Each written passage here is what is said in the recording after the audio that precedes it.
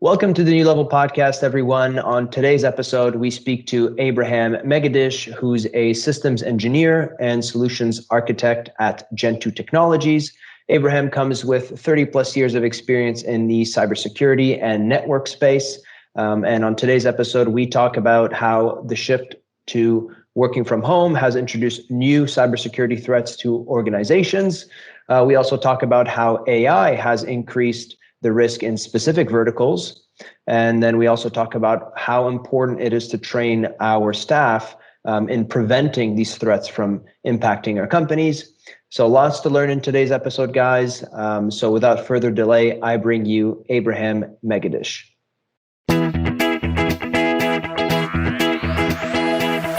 You are listening to the New Level Podcast, where humans talk about automation. We bring you industry experts and share new ideas that help elevate your business. Join your hosts, Philip Agib and Teresa Foreman, on the journey of automation technology.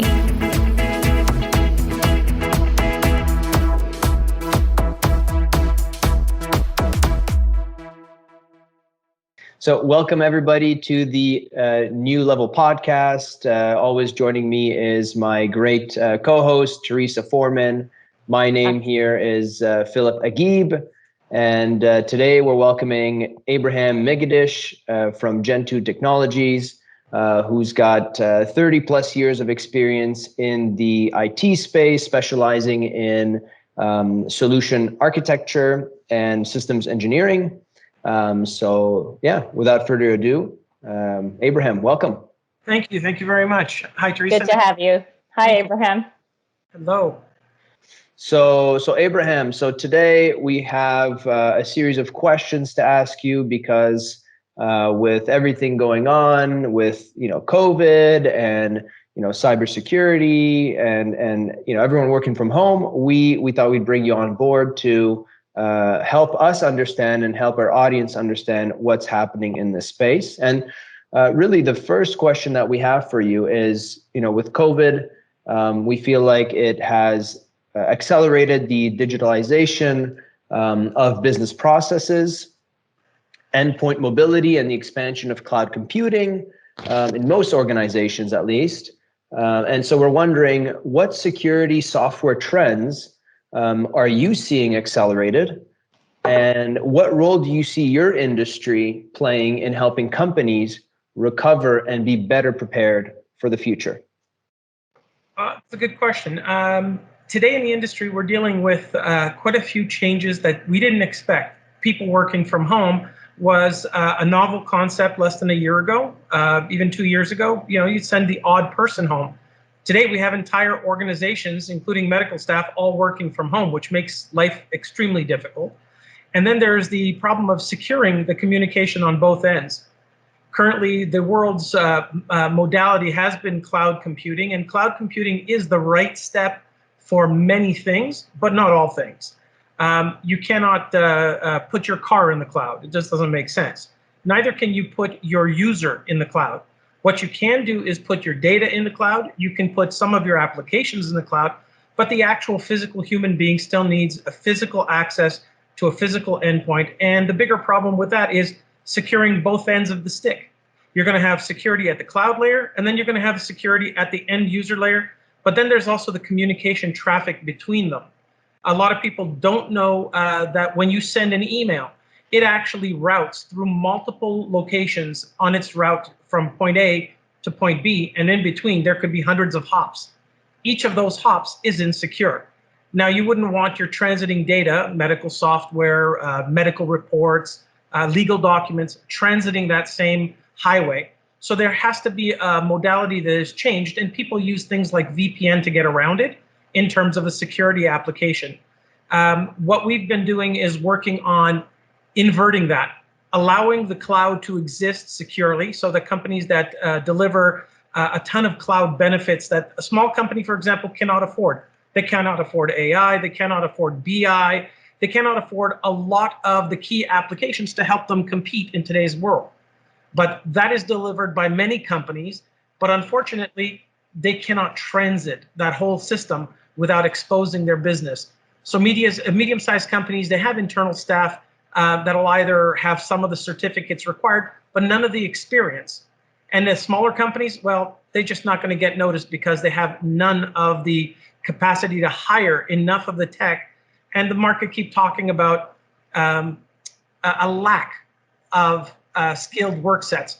So we're looking at creating a level playing platform by designing a system that eliminates both the VPN and allows you to take one of your great guys and replicate them to 1,000 times his own power. Very interesting. Very interesting. Yeah, I mean, we're definitely seeing these trends being accelerated, especially with each of those types of businesses that you mentioned being forced to innovate. So that's really interesting, and I definitely think that like you said that we are seeing a lack of skill set, especially with things happening so quickly. So Abraham, AI, artificial intelligence, automation, all big buzzwords, right? These days, everybody's using them across many industries, many verticals, but it's becoming increasingly important to businesses and the people they serve. So what we'd really love to hear from you is what you're seeing in terms of how AI or automation are affecting the security industry. Well, that's actually a very good question, because it has multiple points that we can touch on. Basically, when it comes to AI, it's a set of automation tools and scripts. People hear the word AI and it sets off a trigger of a lot of keywords in their heads, movies they've seen, things that they actually, some of them are completely off the mark. But the reality is AI is a smart scripting automation methodology to be able to gather a plethora of data from all your devices, put them into a system that you can now glean the information at a single key point, as opposed to hunting down, hey, what happened to this, or where did that go, or who called whom. All of that can now be integrated into one key methodology. This ties in greatly, in the words of business intelligence, the BI aspect of it. You take that AI data that is now gathered, you take another kind of scripting system that's business integration and automation, and you ask it those key functions, and it now has a lot of locations to be able to put I'll get it, probably the wording wrong, but it'll get you the key information you need in either a graphical or a text-based methodology, and now you can actually act on it. Whereas before, it'd be like hundreds of hours of hunting down, and you probably missed everything in the process. This allows corporations to actually excel in the sphere of getting that intelligent information gathered for them. Got it. Thank you. And Abraham, are you seeing any obvious trends across very specific verticals? So for example, healthcare or the SaaS, the software as a service industry, data storage, et cetera. What are you seeing specific that's within industry specific scenarios? That's also good. In terms of industry specific, we're seeing it in healthcare, and we're seeing it in the legal aspect of things with legal software and software related companies. One of the biggest problem is going to be the security of that data that's gathered. The intellectual information that belongs to the corporation must be protected at all costs. If it gets out there, there's a violation in both the Privacy Act and when it comes to the medical industry. That's why they have the HIPAA, FIPA, and other compliance that most people have to contend with. But the most important aspect of this is going to be how to keep that data at rest. If that data is transited, accessed, all of this, that's where the AI and the BI come in a corporation. But keeping that data safe historically has been a near impossibility, and it also depends on the particular customer's system and what they're looking to do to get that data algorithm to stay in one place rather than expand. Got it. Thank you. All right. Very interesting. Very interesting. And I feel like there are some I guess misconceptions, right, when it comes to the safety side and the innovation side and bringing these organizations into the cloud. You're seeing a lot of trends now with telemedicine. You're seeing a lot of trends with insurance companies, and I just think that what you said there about the risks of security. I mean, some people are aware of them, some people aren't. And I just think it's very interesting to see where this is going to go, because it all is very new to a lot of us. That's very true. Data protection is going to be the number one key aspect of the future. We have already seen that the transition from a standard workplace environment to having a workplace environment like Google or whatever, where they had restaurants inside that serve you while you're working, has now actually collapsed under its own weight and has gone back to workers working from home. That data that they are now gathering is 3 to 10 times more susceptible to a violation. Basically, how do you protect your worker and your data when they're not in your office? When they're in your office, you can close off all the doors and secure the data architecture. You can't do that without it. Most of the companies decided, hey, let's move to a cloud environment where we can put everything in the cloud, which is great, but you still have that one small key. What if the violation is not the cloud and at the endpoint? And that will be the impact that brings down a corporation, and it has. Even shipping lines are now, believe it or not, it's the current thing that we're talking about in the industry right now, is shipping lines. They're getting hacked. Their customers' data is being exposed, and those shipping charters, the big ships that are using electronic navigation, they rely on it to survive. If something goes wrong, you're going to lose not only the shipping container, but lives. So that's the kind of stuff we're looking at today. Got it. You know, how are hackers targeting humans, and what can organizations do to train and achieve the prevention of these breaches, Abraham? Well, that's a tougher question. Basically, hackers are not the ones doing it. I look at it as more of an intelligence gathering society out there. You can put the title hacker to anybody: a kid who breaks a software package, someone who just copied or cloned somebody's software as a hacker. But today it's much more, I'll use the word nefarious. The people that are doing this, they're not looking at just getting a copy of Microsoft or a game or something out there. They're actually targeting the individual. They'll rifle through someone's garbage can. They'll put cryptic code into your phone and start stealing information in order to find out, what do you like? What do you not like? What are your key aspirations in life? And then they'll target you with either messages, communications, emails, letters in the post, to slowly target you. And we call that social hacking or social engineering. And that takes hacking to a whole other platform. Once they get that, how do you stop it? We have to go back to the drawing board, because the drawing board is, where did we go wrong? How did we allow this to occur? And is there anything that we can do today or tomorrow to be able to undo the damage that we are seeing in the market today? And it goes back to the level of the organization, the human players, the people that are actually in the corporation today, that are actually working there. The C-suite, they have a role in this.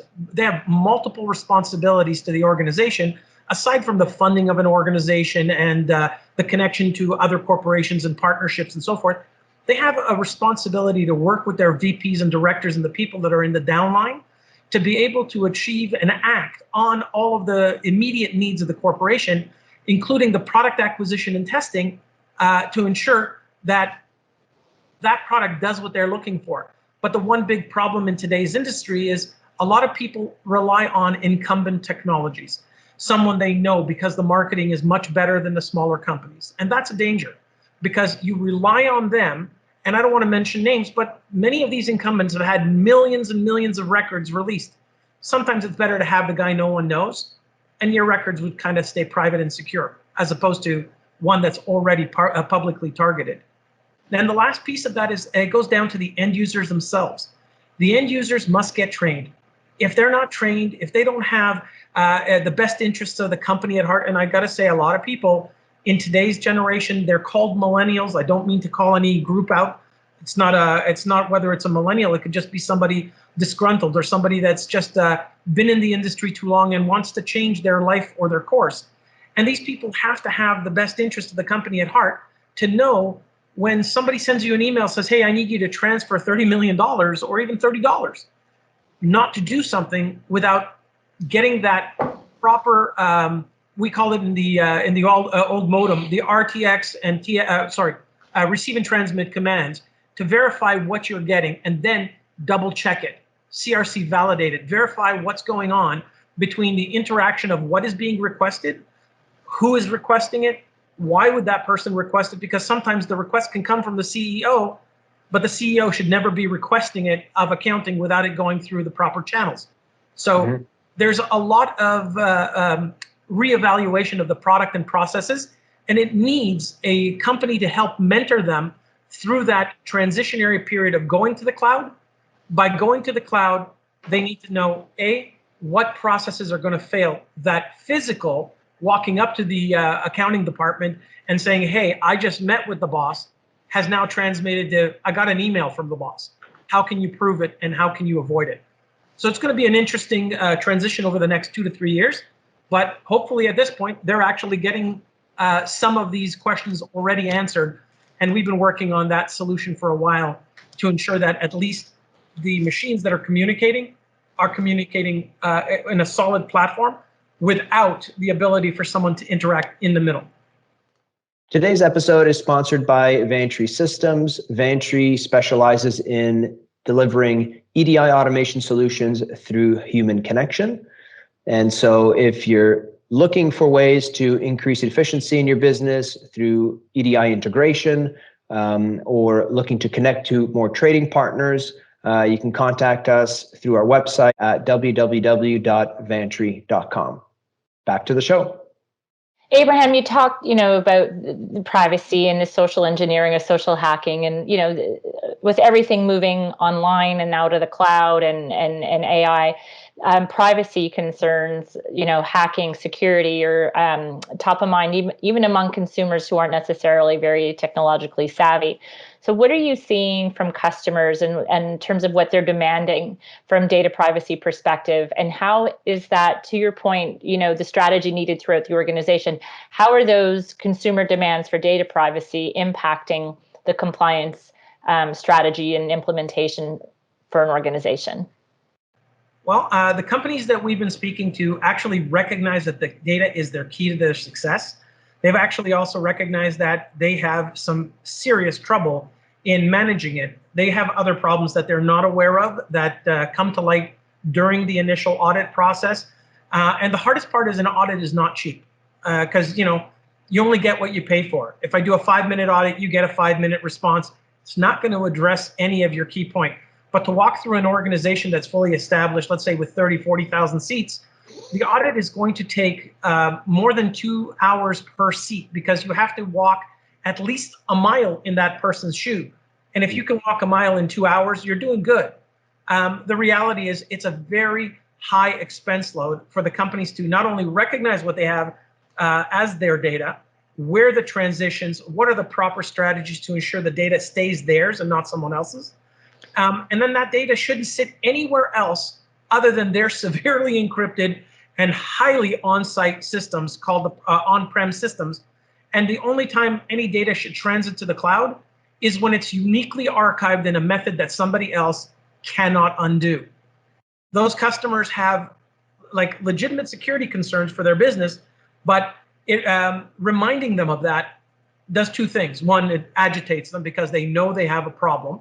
Right. On the other side, it gives them that, hey, what do we do? How do we locally store it? How do we back it up? How do we archive it? What locations are immune? What isn't? What's our current process? What's our future process? What is the future standards going to be implemented over the next 5, 10, 15 years? Because when you look at the roadmap ahead of you, you can actually see a clear sign of where you're failing in advance. There are companies out there that do AI, BI, but you need to work with them to ensure that whatever data is transiting between you and them is actually your data, not their data. How do you get it back? Just how do you get it back? It's a really good question, and it's a small question, but it has implications that resonate for years. Right, totally get it. It is a small question with big impact. And Abraham, how would you say everything you just described and having that legitimate security infrastructure and how that's really changing the game in a lot of ways, how is that helping companies evolve the customer experience? Because so much of the experience now in the buyer journey is digital. And so how is having that security infrastructure evolving that for consumers? Well, in terms of securing it, once a customer feels safe and secure, so I'll use any human being as an example. When you buy something on Amazon, when you go to your bank account and transit money in or out, you wouldn't feel safe with your money being there unless you knew that the entire transaction had a way of being protected. In terms of doing it the right way, the AI and BI actually come into this. The AI can ask all the right valid questions before, whereas a human being would go, hey, no problem. But right. The AI has no, hey, it's no problem. Everything is a problem until all problems equals zero. Then the BI is the way the interaction occurs between the employee and the data and the customer and the relation to all of this. Those pieces all tie into the customer experience. If they know they're safe, they'll feel safe when they shop. If they feel safe when they shop, they might do it more often. And currently, when you go shopping at the supermarket, you go and you get just what you need and you head back home. Well, with online shopping experience, you'll find people go online and say, hey, look, I'm going to go look for glue. I'm just using anything. Right. And then suddenly a pop-up will appear, hey, we also sell sparklers just in case you're doing arts and crafts. And if you're doing arts and crafts, we also do pencils and pens and oils and this and that, giving that shopper the experience that they are being sold to, but that's because the BI knows their shopping history, and it knows that the whole thing is secure for them. And they actually feel comfortable going, yeah, I'm not being spammed. I'm being shown what other options I have available to me. And that takes that customer through a buying journey that they don't feel threatened, insecure. Oh my God, someone is taking my data. They just go, wow, it works. It brings the anxiety down. Speaking of anxiety, with everything that's going on in the world today, you know, with COVID and how the pandemic is changing so much, not the least of which is how companies are operating. And with the majority of the workforce now working from home, how are you seeing that trend, the working from home trend, affect company security? Wow. Company security has taken a hit. It's taken a severe hit. We're dealing with companies right now that are still in the transition. I know this sounds crazy, but they're still in the transition of moving some employees home. And the reason they're paused in the middle is they've met with these vulnerabilities that they just cannot address. Some of these inherent risks are the newfound loyalties, because let's say your employee works for you, but because they're not making the number of dollars that they are used to, anybody can buy their loyalty. And it's crazy, but that's what's happening. A latest article actually came out where a gentleman walking through the Tesla plant offered a guy $1 million if he'll install a malware. I mean, wow. Yeah, because the reality is he pays $1 million to an employee. Luckily for Tesla, they had a good employee with the right ethics, the right moral structure, which is hard to find, by the way, when people are just turned over like sheep. This person had the moral compass to say, hey, look, this is what this person offered me, because this person had in mind to ransom the company for over $200 million. Paying $1 million to get 200, pretty unethical, but would have worked if you were Tesla and your employee breached his moral duty, his obligation, and his fiduciary obligation. These vulnerabilities, they exist outside of organizations right now, and they are a threat to the inside of an organization.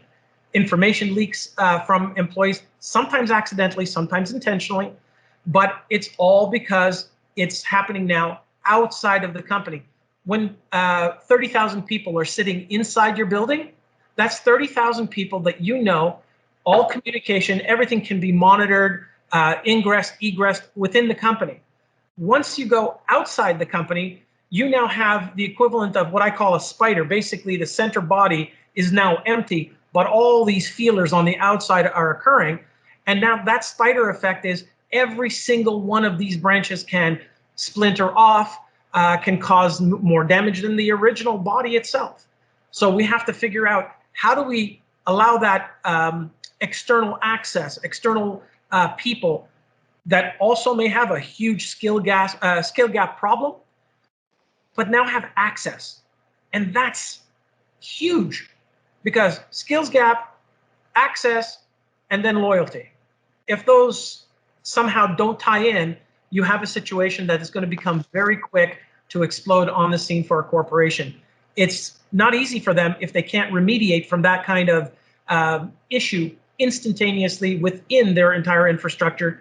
And most technologies today, as we've had vetted by a hospital or a health firm out of British Columbia who looked at it, and when they looked at their own infrastructure and they saw what we were doing with it and showed them how the comparatives look, they saw that at the current moment, no matter what they did, every single tool they're using, and most of it is incumbent tech, is 2 days to a week before they could even track it down, and up to 2 days to a week to invert the system, get themselves back to a safety factor.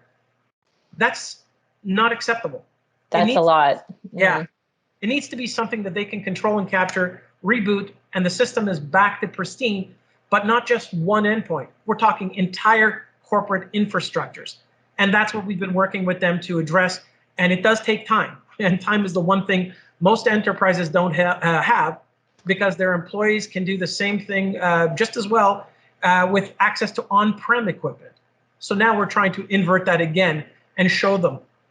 So it does create major opportunities at this point. So Abraham, I mean, time is the one commodity we're always short of, right? And to your point, you reference the number of tools, right, that have to be looked at and used, and how that causes delays and whatnot. Are you then seeing an opportunity for the market or for an organization to create a solution that is more unified? And would that cut down on some of those lead times that we were just discussing? Absolutely. The unified solution would allow a company to be able to control everything from a single source. When you have water in your home, you have a faucet, but that faucet all comes through one pipe.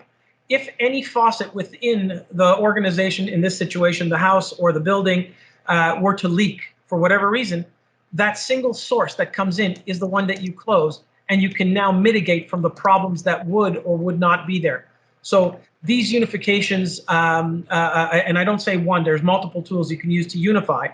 And then when you converge that with, and I love these words, the buzzwords as well, when you converge it with AI and BI, you're actually able to see the problem before it exists, mitigate it virtually in your in the logic set or in the problem set before the problem becomes.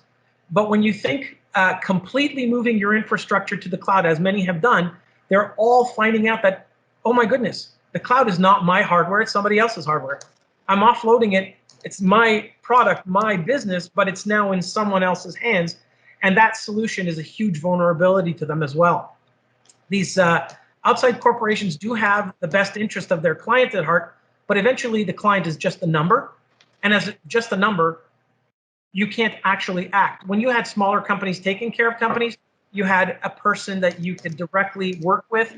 These people were actually under some sort of fiduciary obligation to the corporation, and you knew they would do the best they could do on earth to ensure that you're protected. Basically, once they deal with that, then it's dealing with simple problems like compliance. I say it's simple, but that's a whole other problem of itself. So the compliance is their second factor, and they've lost it immediately when they put it completely into the cloud. Using analytics like AI and BI to run your business is fantastic.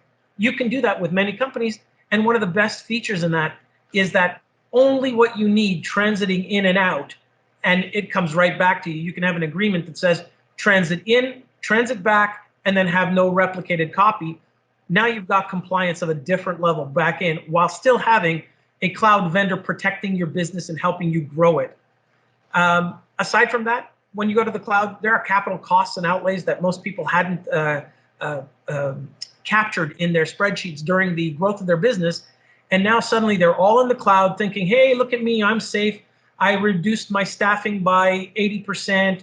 I removed all my hardware controls in the back end, only to find out that when it was here, you had a tough time, but you had it under control. Now it's out here, and you can't see it. You can't touch it. You can't feel it. You can't protect it. And when the cloud goes down, and the internet does go down a lot, and when it happens, suddenly What do you do with your business? How much are you paying per hour to your employees, even if they're sitting at home? So you've got to be able to now get your business back under control. And for those customers who've already gone cloud, they now have to find staffing again. That's going to be a challenge considering somebody else has cherry-picked their best staff. So now they're out there. Now you have to retrain, resecure your business, resecure your data, recreate your infrastructure. And most of that may be cost prohibitive once you've already allowed it to disappear from your hands' control.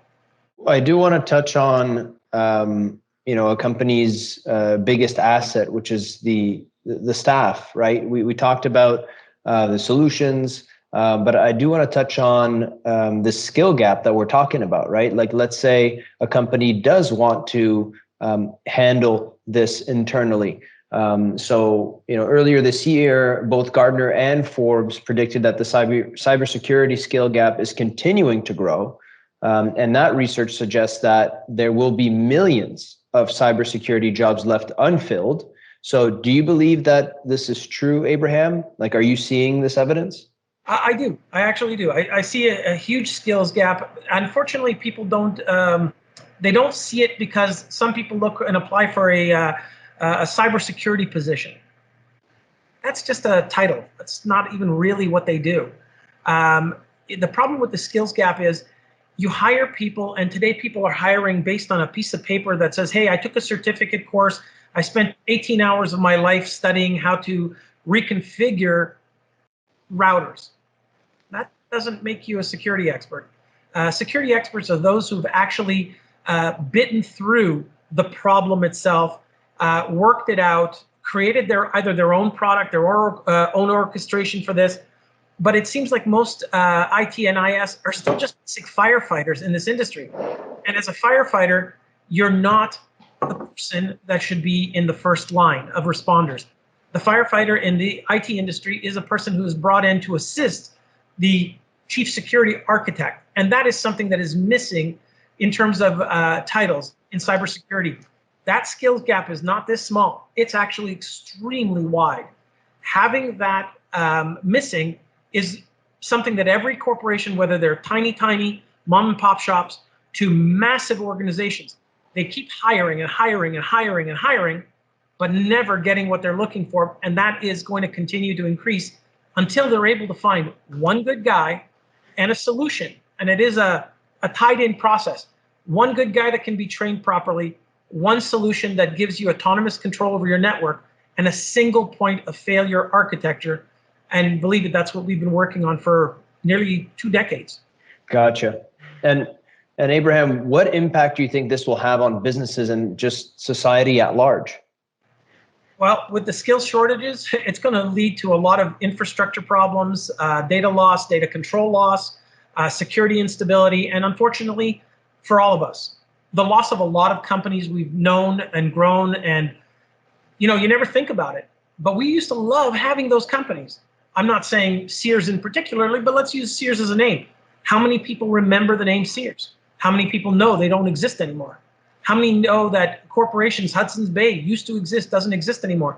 Whatever function of a business to lose the skills that they needed in terms of whether it's data related or just employee related. If they've gone on to other jobs and you can't bring them back because they only want more and more money and that's the only thing that drives them, then it goes back to my earlier statement of that loyalty that has been lost in this current generation. And that's a huge security instability for the entire business sector. And do you think that this will accelerate this kind of security as a service delivery model?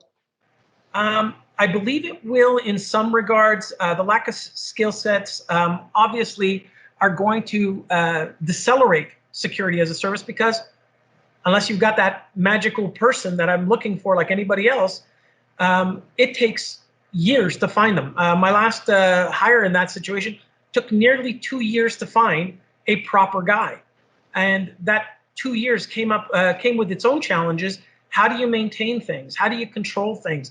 We ran as firefighters. I'm giving you from my own experience rather than trying to cherry pick from my clients, but we ran as firefighters trying to work on delivery of our security to the customers while not having the right tools at the time.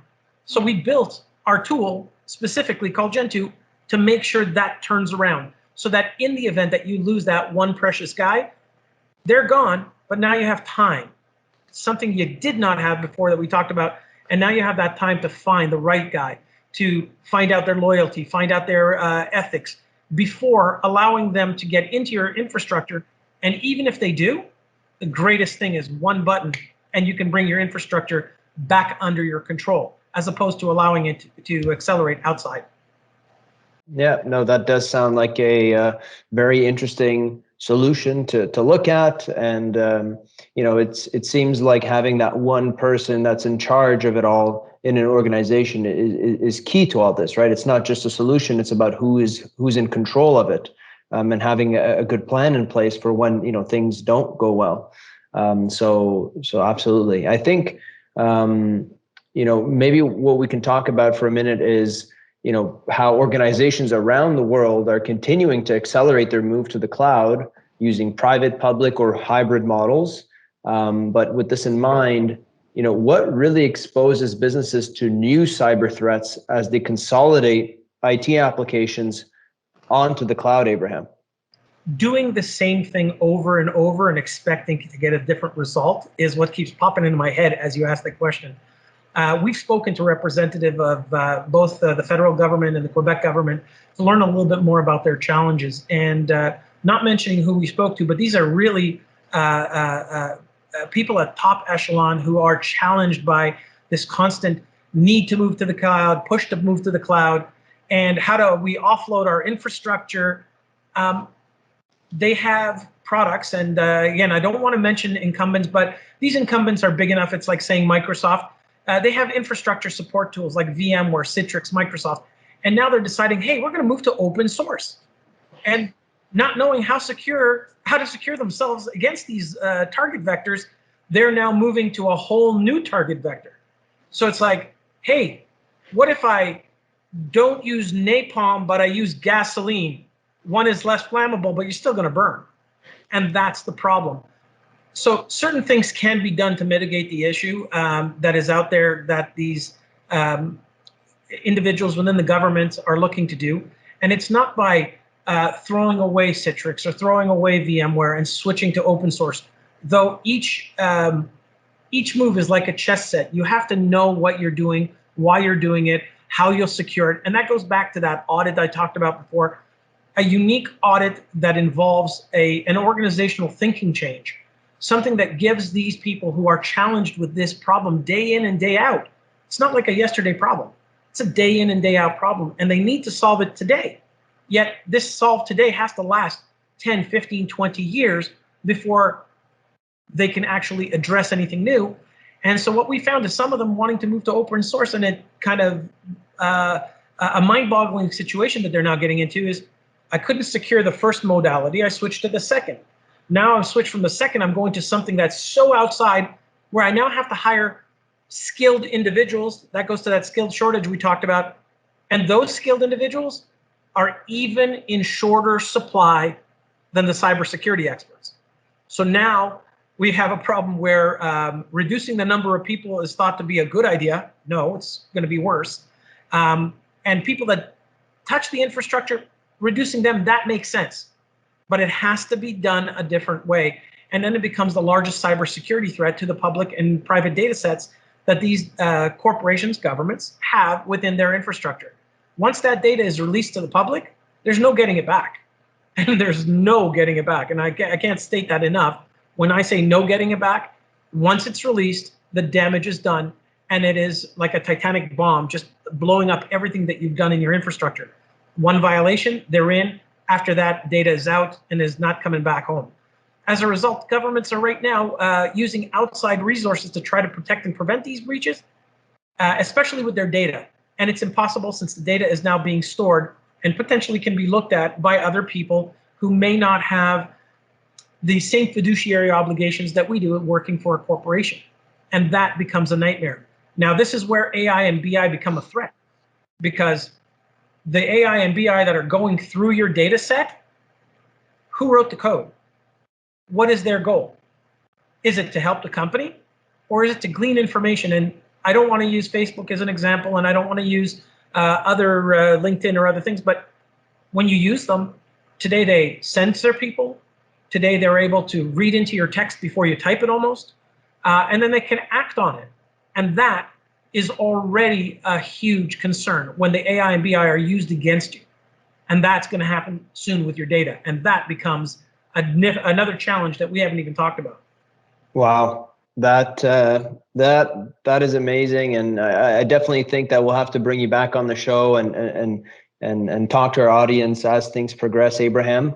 But it's been truly amazing having you on the New Level podcast.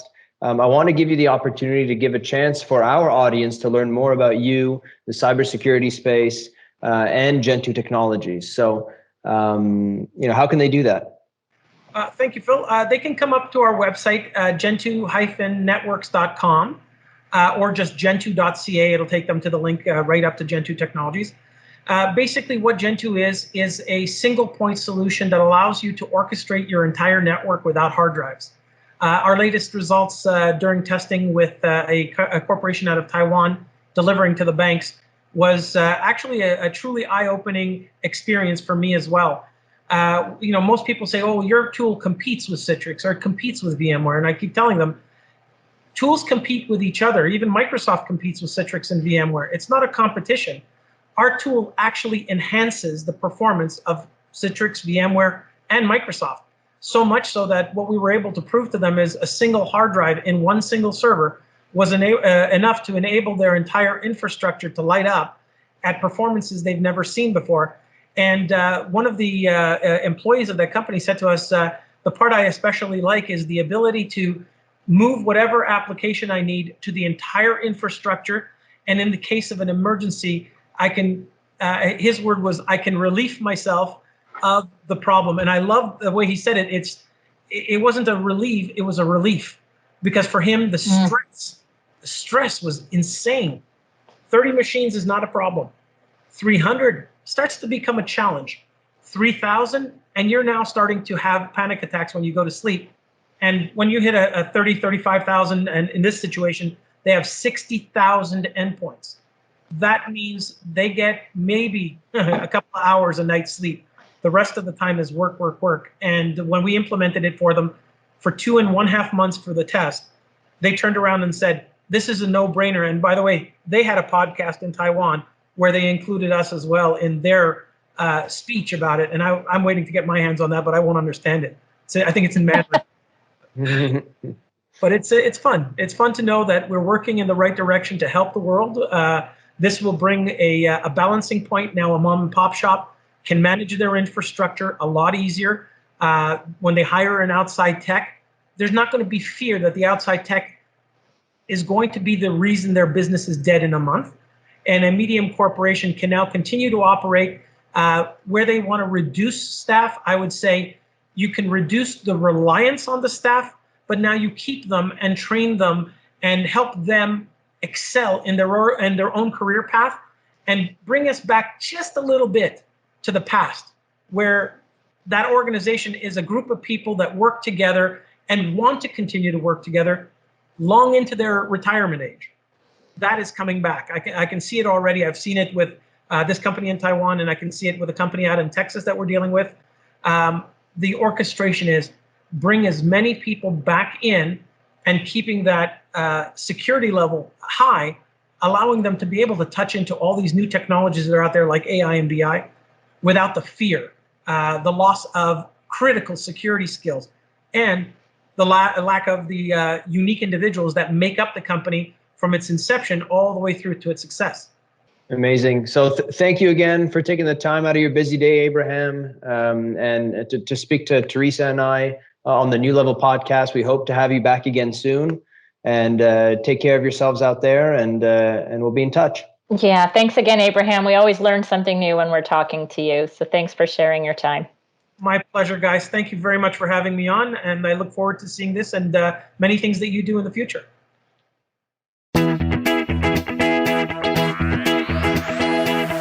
You are listening to the New Level podcast, where humans talk about automation. We bring you industry experts and share new ideas that help elevate your business. Join your hosts, Philip Agib and Teresa Foreman, on the journey of automation technology.